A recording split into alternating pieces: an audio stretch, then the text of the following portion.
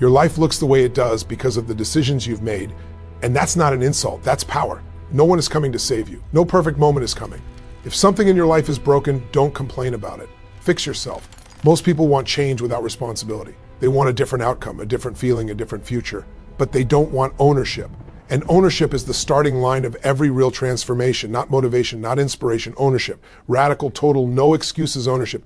Because the moment you decide that everything in your life, everything exists because of choices you made or choices you avoided, you take your power back.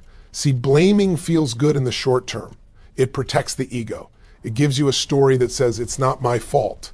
But every time you tell that story, you hand your power away. You give it to your past. You give it to other people. You give it to circumstances you can't control. And here's the brutal truth. If it's not your fault, you can't fix it. But if it's your responsibility, then suddenly, you can change it. Responsibility doesn't mean you caused everything that happened to you. It means you are responsible for what happens next. There's a big difference. You may not have chosen your starting point, but you are choosing your direction every single day. And most people never make that distinction. They stay stuck fighting yesterday instead of building tomorrow. Radical ownership means you stop asking, why did this happen to me? And start asking, what am I going to do about it? It means you look at your habits, your patterns, your reactions, your standards, and you stop lying to yourself.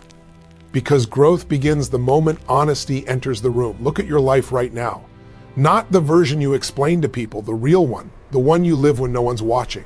Your energy, your finances, your health, your relationships, your mindset, those are not accidents. They are results. They are feedback. And feedback is a gift if you're strong enough to receive it. When something isn't working, most people get emotional. They get defensive. They get bitter. Powerful people get curious. They say, what is this trying to teach me? Because life is always responding to who you are being, not who you wish you were. Radical ownership means you stop outsourcing your self-worth. You stop waiting for validation, permission, approval, or rescue. You realize that no one is coming to live your life for you, and that's not scary, that's liberating. Because when no one is coming, you become the solution. You don't need to be perfect. You don't need to have it all figured out. But you do need to decide that from this moment forward, you are done being a victim of your own story. You are done using your past as a prison. You are done letting old pain justify new limitations. Ownership changes the questions you ask yourself. Instead of, why am I like this? You ask, how can I improve this? Instead of, why does this always happen to me? You ask, what pattern am I repeating? Those questions shift your focus from helplessness to leverage. And here's where it gets real. Ownership is uncomfortable. Because when you take responsibility, you lose the right to complain. Complaining feels productive, but it's emotional procrastination. It keeps you busy without moving you forward. Ownership demands action, and action exposes fear. Fear of failure, fear of judgment, fear of realizing that you're capable of more than you've been giving. But let me tell you something, the pain of discipline is nothing compared to the pain of regret. Regret is what happens when you knew better and did nothing. Ownership is what happens when you decide that today matters. Every breakthrough you admire in someone else's life started with a moment of radical honesty, a moment where they said, this is on me, not because they were weak, but because they were ready to be strong. You don't rise to the level of your goals. You fall to the level of your standards. And standards begin with what you take responsibility for. If you take responsibility for your mindset, you change how you interpret events. If you take responsibility for your habits, you change your daily behavior. If you take responsibility for your emotions, you change how you respond under pressure. And here's the shift most people miss. Ownership isn't about control. It's about influence. You may not control everything that happens, but you control how you show up. You control what you focus on. You control what you practice daily. And what you practice, you become. The strongest people in the world are not the ones with the easiest lives. They are the ones who stopped making excuses and started making decisions. They don't waste energy blaming the weather. They build shelter. They don't curse the darkness. They become the light. When you fully own your life, you stop negotiating with your weaknesses. You stop saying, this is just how I am. That sentence has destroyed more potential than failure ever could. You are not fixed. You are conditioned. And conditioning can be changed. Ownership turns pain into progress, mistakes into lessons, fear into fuel. It forces you to step into leadership, first of yourself, then of your life. And leadership always begins internally. So take a breath and feel this moment. This isn't about guilt. This is about possibility, because the same truth that makes you uncomfortable is the truth that can set you free. If you built this version of your life, you can rebuild it differently. No more excuses, no more waiting. From this moment on, own it. Blame is one of the most expensive habits a human being can have, and most people don't even realize how much it's costing them. Every time you blame someone else, something outside you, something in your past, you feel a tiny sense of relief. And that relief is addictive. It soothes the ego. It says you're not wrong, you're not weak, it's not on you. But that relief comes with a hidden price, because the moment you blame, you give away your ability to build anything better.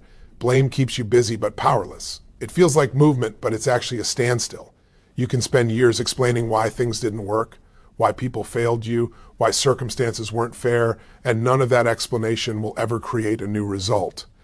Explanation doesn't build a future. Action does. And blame is the enemy of action. Here's what most people don't understand. Blame doesn't just point outward, it trains the mind. When you repeatedly tell yourself that someone else is the reason you're stuck, your brain stops looking for solutions. It stops asking creative questions. It stops hunting for leverage. Why would it? You've already decided the problem lives somewhere you can't control, and when control disappears, so does hope. Building begins the moment you shift from who's at fault to what can I do now. That shift looks small, but it changes everything. Because when you ask what you can do, you activate your resourcefulness, you activate focus, you activate energy, you go from reacting to leading. Let's be clear, building doesn't mean pretending life is fair. It doesn't mean ignoring pain or injustice, CE or disappointment. It means refusing to let those things define the limits of your future. It means you stop rehearsing what went wrong and start rehearsing what you're willing to do differently. Most people don't fail because they lack talent. They fail because they lack follow-through, and follow-through disappears when blame enters the room. Blame says, why bother? Building says, let's find a way. Think about this. Every structure that stands strong today was once a pile of raw material. No shape, no order, no certainty. Someone had to take responsibility for assembling it piece by piece. Your life is no different. If it feels messy, unfinished, unstable, that's not a verdict. That's a construction site. And construction is noisy, it's uncomfortable, it's imperfect, but it's honest work. Blame keeps you looking backward.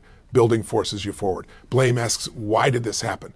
Building asks, what's the next brick? And the next brick is always something small, something within reach, something you can do today. You don't build confidence by thinking positive thoughts. You build confidence by keeping commitments. You don't build momentum by wishing harder. You build momentum by stacking actions. And blame destroys both because it teaches you to wait instead of work. Here's another truth most people avoid. Blame makes you predictable. When someone blames, they respond the same way every time. Frustration, withdrawal, anger, resignation. Builders respond differently. They adapt, they adjust, they stay flexible because their identity isn't tied to being right. It's tied to getting results, and results don't care about your reasons. They only respond to why, our actions. When you stop blaming, you also stop needing to be understood. You stop needing sympathy. You stop needing validation. You become focused on progress, and progress doesn't require an audience. Building requires humility. The humility to say, I don't know yet, but I'll figure it out. The humility to learn, to ask better questions, to change strategies without changing the goal. Blame, on the other hand, is rigid. It locks you into a single story where growth becomes impossible. Every time something goes wrong, you have a choice. You can either protect your ego or expand your capacity. You can either defend your past or design your future. Builders choose growth, even when it costs them comfort. This is where discipline enters, because building isn't glamorous. It's repetition. It's doing the boring thing when no one is watching. It's choosing long-term progress over short-term relief. And blame offers relief. Building offers results.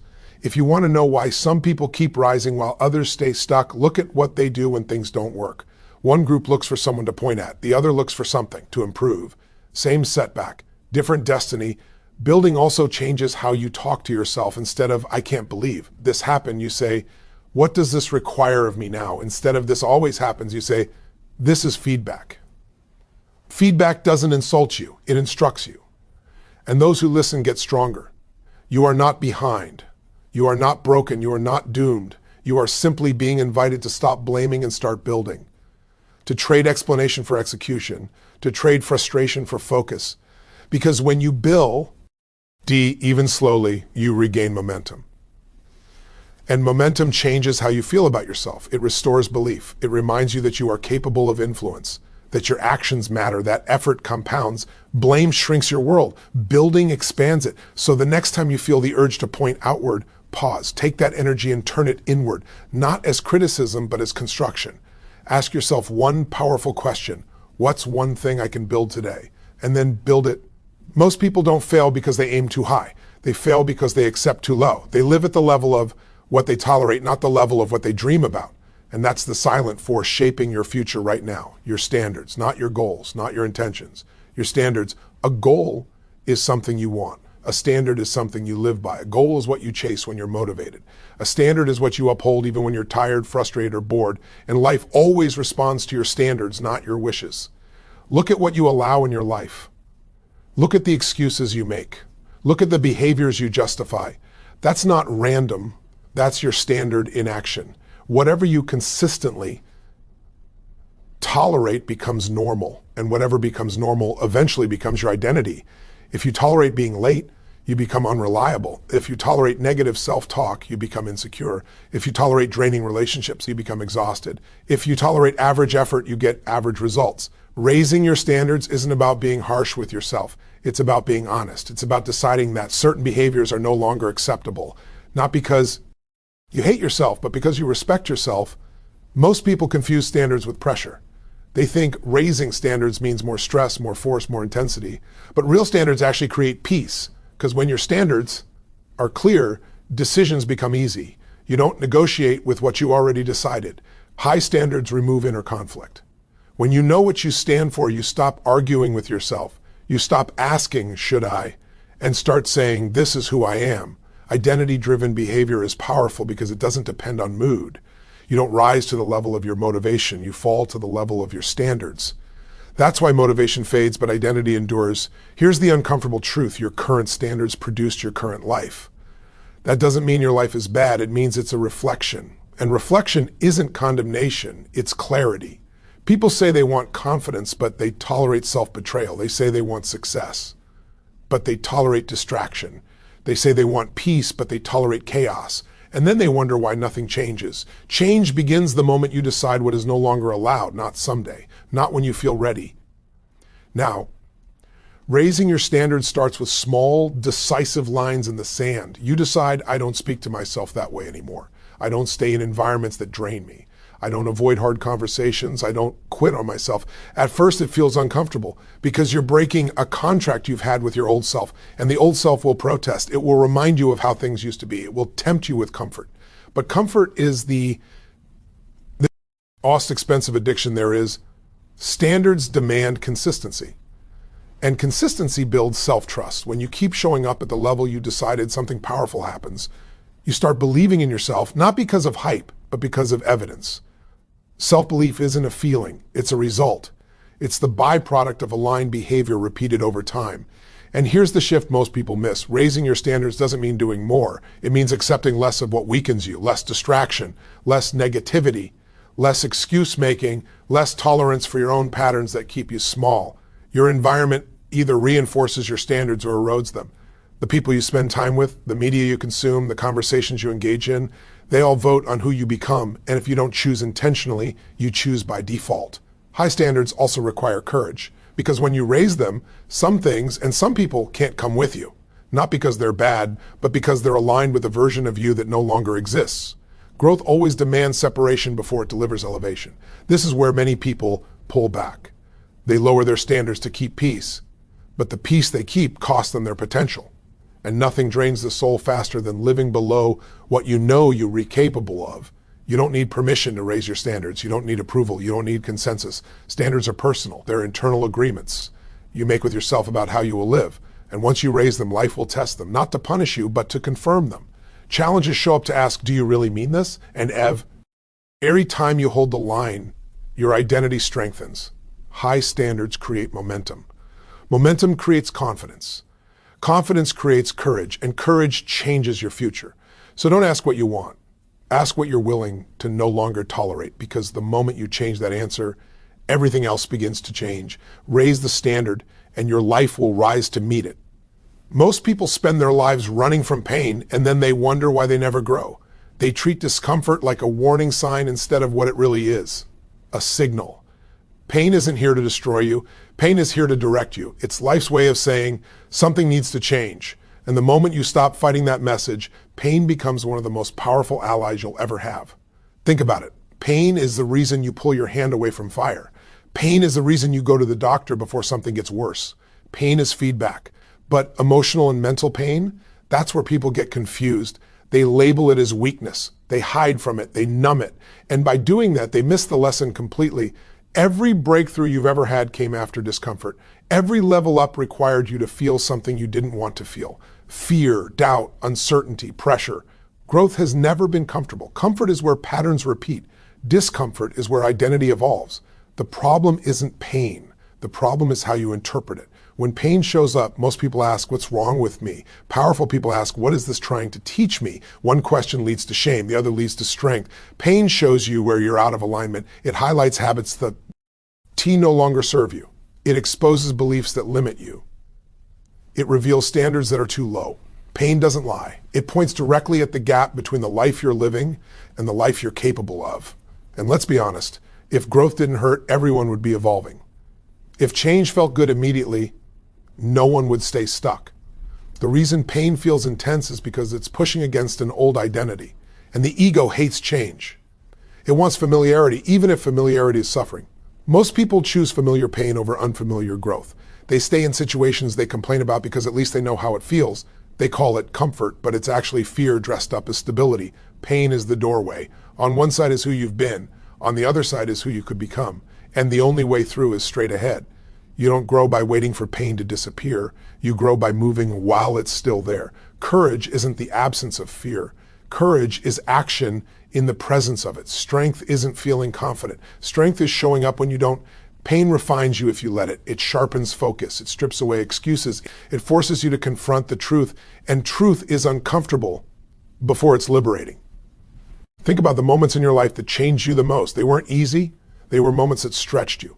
Moments that broke an old version of you so a stronger one could take its place. Pain didn't ruin those moments. Pain forged them. When you resist pain, it persists. When you listen to it, it transforms. The lesson repeats until it's learned. That's not punishment, that's persistence from life itself. Pain demands power, essence. You can't numb your way to growth. You have to feel to heal. You have to face what you've been avoiding. And facing it doesn't mean drowning in it, it means using it. Pain asks better questions. It asks what matters now. It cuts through distraction. It removes the trivial. Suddenly, clarity shows up. Suddenly, excuses sound hollow. Suddenly, you realize how much time you wasted negotiating with comfort. Pain also humbles you. It reminds you that growth is earned, that progress requires effort, that strength is built, not given, and humility is not weakness, it's openness to learning. Here's what changes everything. Pain only becomes suffering when it has no meaning. Give it meaning, and it becomes fuel. Channel it, and it becomes focus. Respect it, and it becomes growth. Every time you step into discomfort voluntarily, you expand your capacity. You teach yourself that you can handle more than you thought.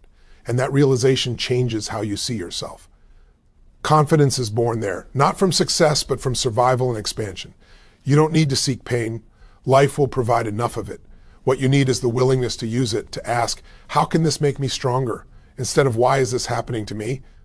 Pain is temporary. Regret is permanent. Avoiding pain now only guarantees deeper pain later. Growth pain today saves suffering tomorrow. So the next time discomfort shows up, don't retreat. Don't numb.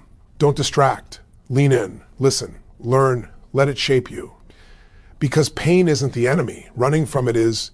Every action you take begins with a story you tell yourself, not a story you say out loud, but the quiet narrative running in the background of your mind. The story about who you are, what you deserve, what you're capable of, and what's possible for you. And most people never question that story. They live inside it. They defend it. They suffer inside it without realizing they have the power to rewrite it. Your identity is not who you truly are. It's who you've practiced being. It's a collection of memories, emotional experiences, repeated thoughts, and reinforced beliefs. And whatever identity you adopt will shape your behavior automatically. You don't wake up and decide to act like you. You act in alignment with who you believe you are. That's why people can know exactly what to do and still not do it. It's not a lack of information. It's a conflict of identity. When your behavior doesn't match your identity, identity wins every time. If you see yourself as someone who struggles, you will unconsciously find ways to struggle. If you see yourself as someone who's unlucky, you'll interpret every setback as proof. If you see yourself as someone who's just not disciplined, you'll quit the moment it gets hard.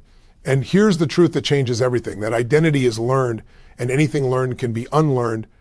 Your past is not your identity. It's your training. Your failures didn't define you. They conditioned you, and conditioning can be replaced. But first, you have to stop telling the old story like it's the truth. Most people tell stories that keep them safe, not stories that set them free.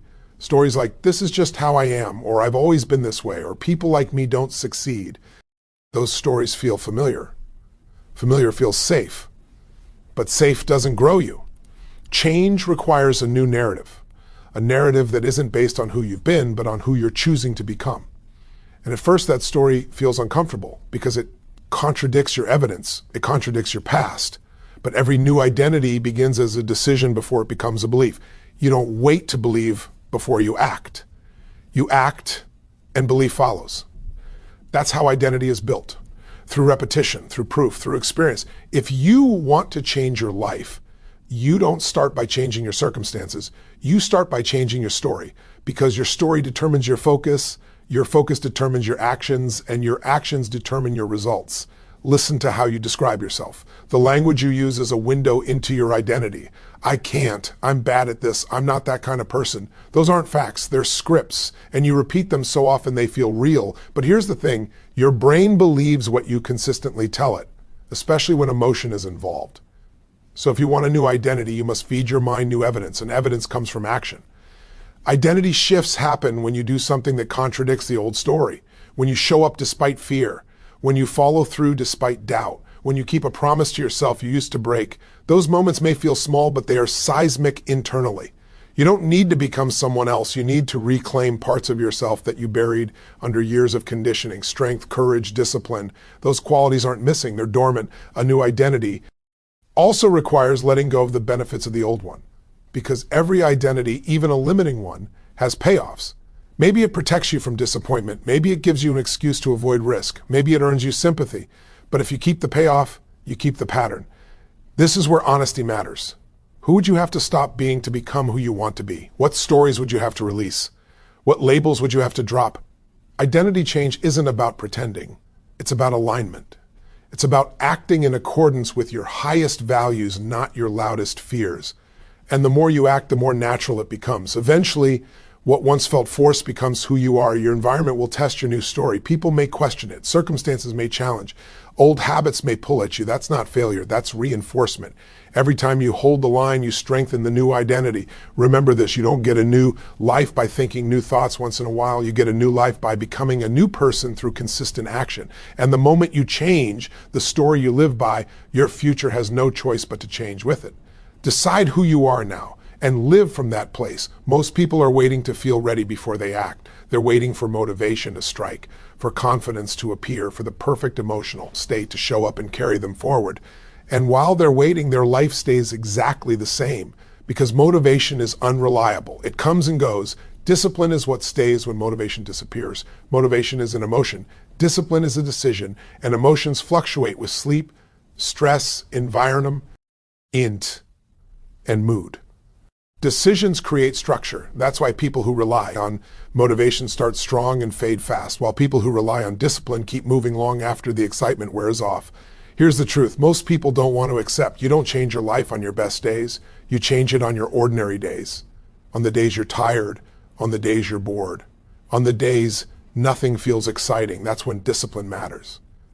Discipline is not about being harsh with yourself. It's about honoring the future you more than the comfort of the present you. It's about choosing what you want most over what you want now. And every time you make that choice, you strengthen a muscle that most people never train. Daily action rewires your identity. You don't become disciplined by thinking disciplined thoughts. You become disciplined by doing disciplined actions over and over until they become who you are. Action shapes belief, not the other way around. People overestimate what they can do in a day and underestimate what they can do in a year.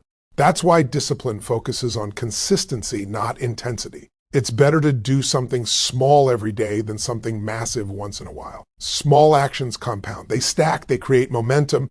Momentum is powerful because it changes how effort feels.